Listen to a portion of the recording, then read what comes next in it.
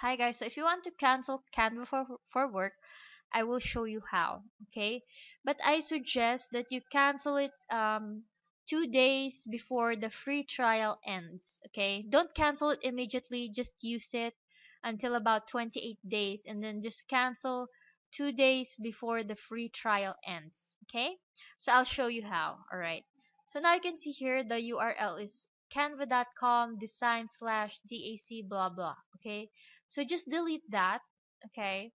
And just type canva.com.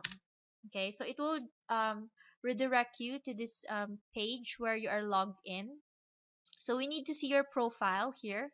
Okay, our profile is named Emily, so just click your profile name and then just click account settings. Okay, all right, so just go to billing and teams. Okay, just click billing and teams here and then just scroll down.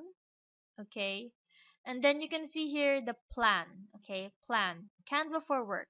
Okay, so you can change this or you can cancel. Okay, so right now our billing is $12.95 per month, so we can change that. So just click change if you want to get a bigger discount. Okay, if you want to pay for the yearly um yearly plan. Okay, it's 9.95 per month and it's cost $119.40 per year. Okay, if you want to get a cheaper discount, you can do that, or you can do monthly. Okay, I'm just showing you, but I'll show you how to cancel. So if you want to cancel, just click here, cancel, and then just click cancel my subscription. Okay.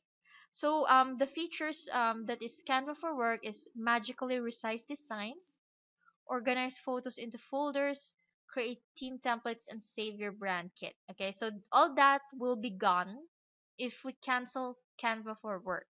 Okay, so that's what will be gone. Okay, so now just click this button, cancel my subscription, and then that's it. Okay, so you will not be billed anymore. Okay, so just click no thanks, and that's it.